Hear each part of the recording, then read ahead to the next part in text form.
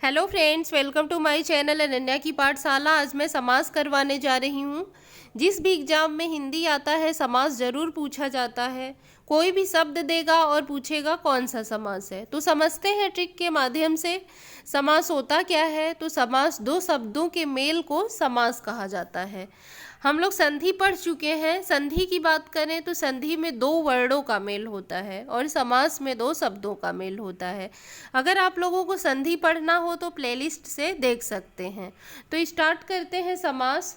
समास का शाब्दिक अर्थ जो है वो है संक्षेप या संक्षिप्त करना। दो या दो से अधिक शब्दों से मिलकर बने एक नए सार्थक शब्द को समास कहा जाता है। समास 6 प्रकार के होते हैं: अव्ययी भाव, बहुव्रीहि, तत्पुरुष, कर्मधारय, द्वंद्व और द्विगु। तो हम लोग स्टार्ट करते हैं द्वंद्व समास से। द्वंद्व समास जो है ये सबसे इजी समास है। इसको पहचानना बहुत ही आसान है। इसमें क्या होता है, इसमें दोनों पद प्रधान होते हैं और दोनों के बीच में योजक चिन्ह और या आए तो क्या होगा, द्वंद्व कहलाता है। इसमें ज़्यादातर हमें विपरीत देखने को मिलते हैं शब्द। जैसे दिन रात है तो दिन रात क्या है, एक दूसरे के अपोजिट है और इसको हम लोग विग्रह करते हैं तो क्या जोड़ेंगे, और दिन और रात, माता और पिता, आगे और पीछे। तो इसमें क्या होता है, इसमें दोनों पद प्रधान होते हैं, कोई एक दूसरे से कम नहीं होता है और दोनों के बीच में योजक चिन्ह और या आता है तो क्या होगा, द्वंद्व समास होगा। जैसे नर है, नर नारी है तो क्या होगा, नर और नारी। इसी तरह देवासुर है तो देव और असुर, सुख और दुख, धर्म और अधर्म, देश और विदेश। उम्मीद है आपको क्लियर हो गया होगा। आगे चलते हैं। द्विगु समास देख लेते हैं। जिस समास का पहला पद संख्यावाचक विशेषण हो और उत्तर पद प्रधान हो वो द्विगु समास कहलाता है। इसमें पहला पद संख्यावाचक और दूसरा संज्ञा होता है। इसमें क्या होता है, 1 से 10 तक के नंबर जो आते हैं वो द्विगु समास होते हैं। 1 से 10 तक के, इसको पहचानने का यही ट्रिक है कि 1 से 10 तक के नंबर हो या फिर 20 हो, 30 हो, 40, 50, 60, 70, 80, 90, 100, इस तरह के अगर नंबर आते हैं तो वो द्विगु समास होगा। द्विगु समास में जैसे चौराहा है, चौराहा में क्या है, 4 है। चौपाला में 4 है। शताब्दी में 100 है। सप्ताह में 7 है। दोपहर में 2 है। अष्टाध्यायी में 8, तिमाही में 3, छमाही में 6, सप्त सिंधु में 7।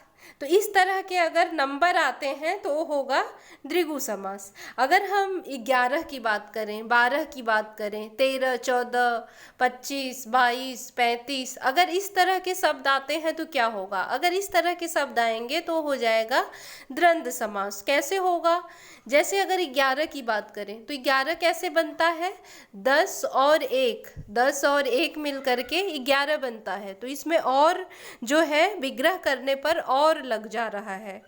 11 का हम लोग विग्रह करेंगे तो और लग जा रहा है। 10 और 1 मिल करके 11 बना तो ये द्वंद्व समास हो जाएगा। तो इस चीज़ का हमें ध्यान रखना है। आगे चलते हैं। बहुव्रीहि समास।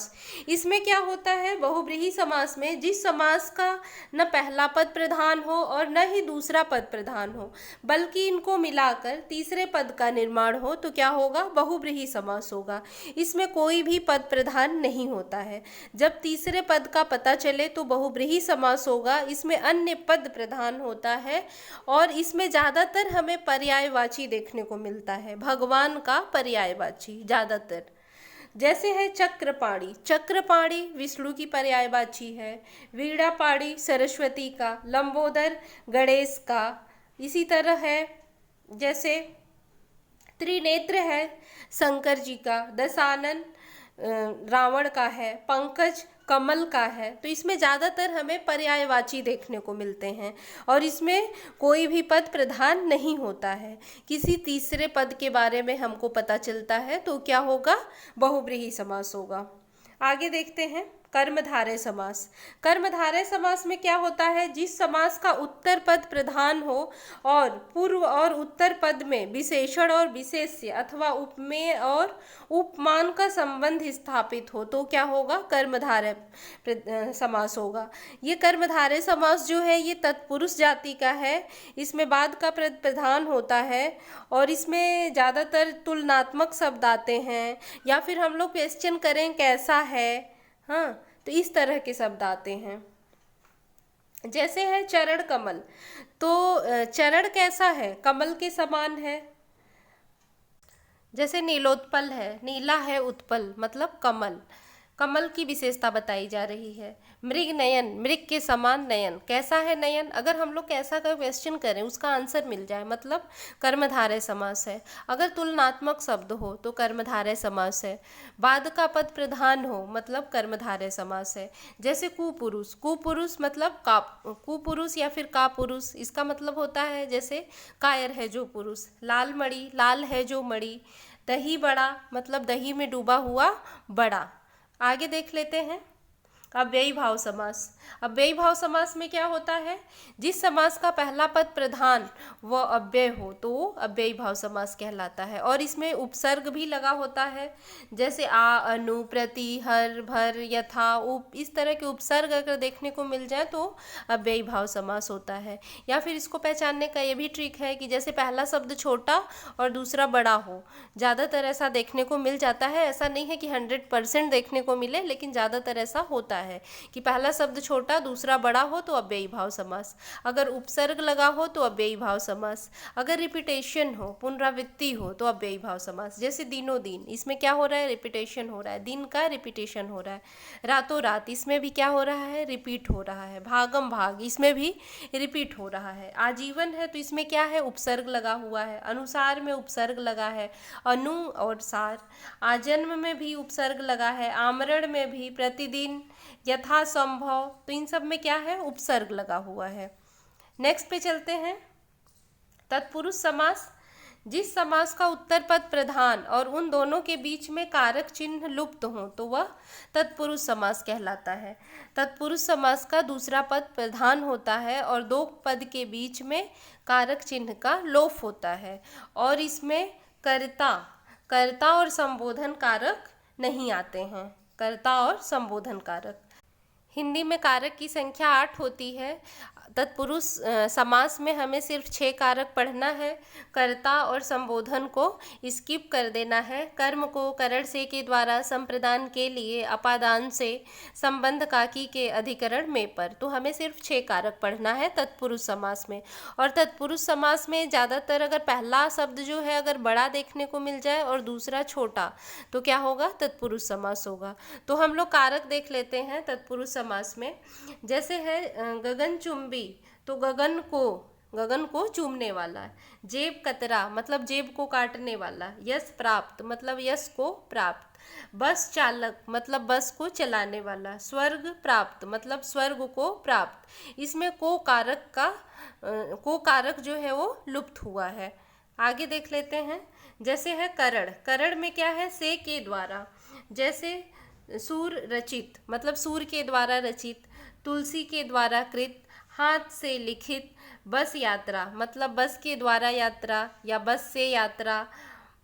या रथ यात्रा मतलब रथ से यात्रा या रथ के द्वारा यात्रा। रोग से ग्रस्त, तो इस तरह का अगर से या के द्वारा लुप्त हो तो हो जाएगा करण तत्पुरुष समास।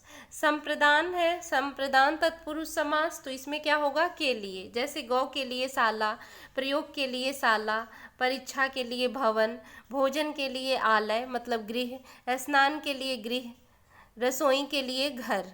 और भी देख लेते हैं।